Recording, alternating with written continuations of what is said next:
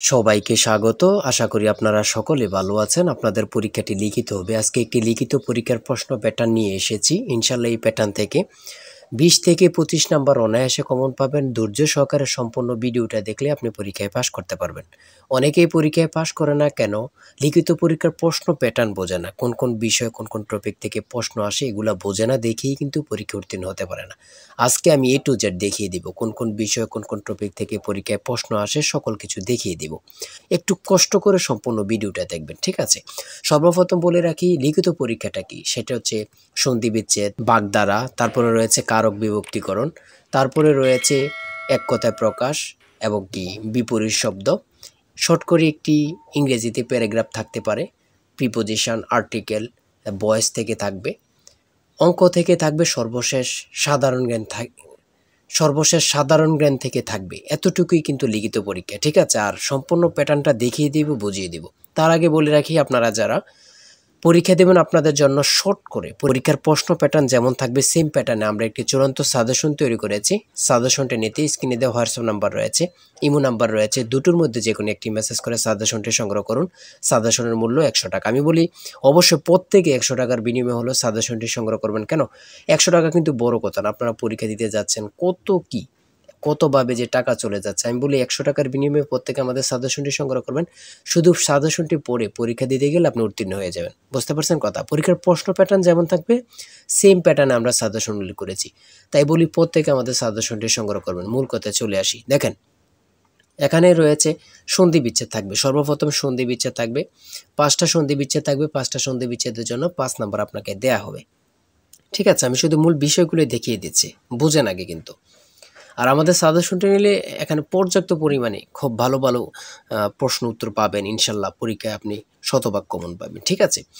তারপরে 2 নম্বরে যেটা রয়েছে ব্যাস বাক্য সহ সমাস নির্ণয় করুন। ব্যাস বাক্য সহ সমাস নির্ণয় করুন। এখানে 5টা থাকবে, 5টার জন্য 5 নাম্বার আপনাকে দেয়া হবে। তারপরে 3 নম্বরে রয়েছে কারক ও বিভক্তি নির্ণয় করুন। এখানে 5টা কারক ও বিভক্তি থেকে দেয়া থাকবে। আপনি এটা যদি পারেন তাহলে 5 নাম্বার আপনাকে দেয়া হবে। আর আমাদের সাজেশনের প্রত্যেকটি প্রশ্নের ব্যাখ্যা ও সমাধান সহ দেয়া আছে কিন্তু, হ্যাঁ? গণিতের, ইংরেজি সকল কিছুর প্রশ্নের ব্যাখ্যা ও সমাধান সহ পেয়ে যাবেন। তারপরে 4 নম্বরে রয়েছে এক কথায় প্রকাশ করুন। এখানে 5টি এক কথায় প্রকাশ থাকবে, প্রত্যেকটার জন্য 1 নাম্বার করে, 5টার জন্য 5 নাম্বার। তারপরে 5 নম্বরে রয়েছে অর্থ সহ বাক্য রচনা করুন। এখানে 5টা দেয়া থাকবে, 5টার জন্য 5 নাম্বার আপনাদেরকে দেয়া হবে। তারপরে দিয়েছে দেখেন শুদ্ধ বানান লিখুন। এখানে দিয়েছে কি শুদ্ধ বানান লিখুন, 5টা থাকবে, 5টার জন্য আপনাদেরকে 5 মার্ক দেয়া হবে। তারপরে দেখেন এখানে অ্যাপ্রোপ্রিয়েট ওয়ার্ড থেকে দিয়েছে, 5টা থাকবে, 5টা থেকে 5 নাম্বার আপনাদের থাকবে, ঠিক আছে? তারপরে ভয়েস থেকে দিয়েছে, 5টা ভয়েস দিয়েছে, 5টার জন্য 5 নাম্বার আপনাদেরকে দেয়া হবে। প্রত্যেকটি প্রশ্নের জন্য কিন্তু 1 নাম্বার করে, হ্যাঁ? বলে রেখে অবশ্যই আমাদের সাজেশনটি পদ থেকে সংগ্রহ করবেন। ইনশাল্লাহ আপনি পরীক্ষা উত্তীর্ণ হয়ে যাবেন। তারপরে 9 নম্বরে এখানে দিয়েছে রাইট ফ্রম বার্থ থেকে 5টা প্রশ্ন দিয়েছে। 5টা থেকে আপনি যদি পারেন 5টার জন্য 5 নাম্বার আপনাকে দেয়া হবে, হ্যাঁ? বিষয়গুলো দেখেন এমনভাবে খুব গুছিয়ে পরীক্ষার প্রশ্ন প্যাটার্ন যেমন থাকবে সেম প্যাটার্ন আমরা সাজেশনটি উল্লেখ করেছি। 10 নম্বরে দিয়েছে প্যাসেজ আইটেম থেকে আপনাদের 5টা প্রশ্ন থাকবে, 5টার জন্য 5 নাম্বার, ঠিক আছে?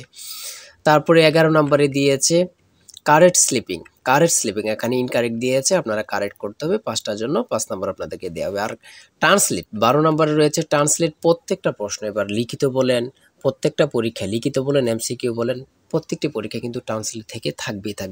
2 নাম্বার বলেন, 5 নাম্বার বলেন, থাকবেই, ঠিক আছে? এই 5টা প্রশ্নের জন্য 5টা ট্রান্সলেটের জন্য আপনাকে 5 নাম্বার দেয়া হবে। তারপরে 13 নাম্বার গণিত এখান থেকে শুরু হয়েছে। লঞ্চ ও স্রোতের গতিবেগ যথাক্রমে ঘন্টায় 12 কিলোমিটার ও 4 কিলোমিটার নদীপথে কিলোমিটার অতিক্রম করে পুনরায় ফিরে আসতে কত সময় লাগবে?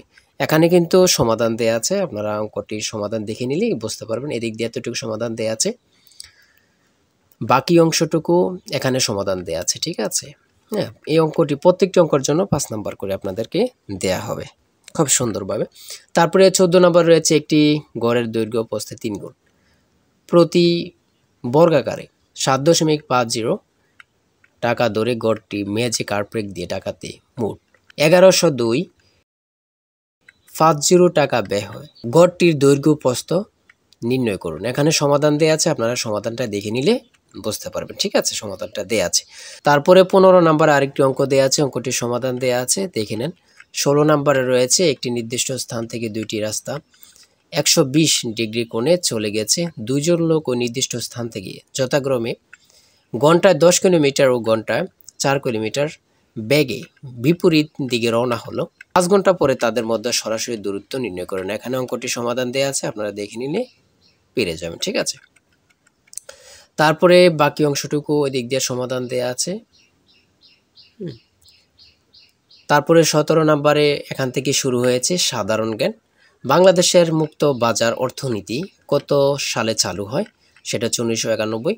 সংবিধানের কোন অনুচ্ছেদে পরিবেশ, বন ও জীববৈচিত্র্য সংরক্ষণ ও উন্নয়নের কথা বলা হয়েছে? 18। পৃথিবীর একক বৃহত্তম ম্যানগ্রোভ বন কোনটি? খুবই গুরুত্বপূর্ণ একটি প্রশ্ন, দেখেন, সেটা হচ্ছে সুন্দরবন। এসডিজি এর লক্ষ্যমাত্রা কয়টি? কত পরীক্ষায় যে আসছে আল্লাহ ছাড়া কেউ জানে না, 17টি। কোন রঙের আলোর বেগ সব থেকে কম? কোন রঙের আলোর বেগ সব থেকে কম? সেটা হচ্ছে বেগুনি। 22 নম্বরে রয়েছে বাংলাদেশের কোন জেলায় 2টি দেশের সীমান্ত রয়েছে? রাঙ্গামাটি।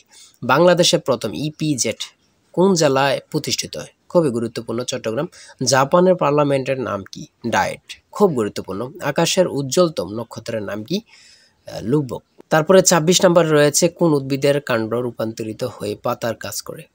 সেটা হচ্ছে পনি মনসা। তারপরে 27 নম্বরে রয়েছে খরিফ শস্য বলতে কি বোঝায়? গ্রীষ্মকালীন শস্য। ঠিক আছে। 28 নম্বরে রয়েছে CIRDAP এর সদর দপ্তর কোথায় অবস্থিত? ঢাকাতে। প্রাকৃতিক গ্যাসের প্রধান উপাদান কি? মিথেন। খুবই গুরুত্বপূর্ণ। তারপরে 30 নম্বরে রয়েছে UNFCCC এর পূর্ণরূপ কি? United Nations framework convention on climate change. তারপর 31 নম্বরে রয়েছে ভুটানের মুদ্রার নাম কি? গোল্টাম। খুবই গুরুত্বপূর্ণ, আমাদের পার্শ্ববর্তী দেশের নাম, দেশের মুদ্রার নাম আমরা যদি না জানি তাহলে তো এটা কেমন না। সর্বশেষ 32 নম্বরে কিছু অংশ দিয়েছে, সেটা হচ্ছে জলবায়ু পরিবর্তনের বিরূপ প্রভাব নিরসনে উপকূলীয় বনায়নের গুরুত্ব কি, বা এখানে অনুচ্ছেদ একটি দিতে পারে, শর্ট করে 5 নম্বর এখানে দেয়া থাকবে। এটা থাকতেও পারে, না থাকতে পারে, এটা নিয়ে কোনো টেনশন নেই। সর্বশেষ সাধারণ জ্ঞান থাকবে। ঠিক আছে, যারা চূড়ান্ত সাজেশনটি সংগ্রহ করতে চান এই নাম্বারে হোয়াটসঅ্যাপ ইমোতে মেসেজ করে দ্রুত আমাদের সাজেশনটি সংগ্রহ করুন, ইনশাল্লাহ আপনি পরীক্ষা উত্তীর্ণ হবেন। আবারও বলে রাখি, প্রত্যেকে সাজেশনটি সংগ্রহ করবেন, 100 টাকা কিন্তু বড় কথা। ভালো থাকবেন, সুস্থ থাকবেন। ভালো লাগলে চ্যানেলটি সাবস্ক্রাইব, পেজটি ফলো দিয়ে আমাদের সঙ্গে থাকবেন। আল্লাহ হাফেজ।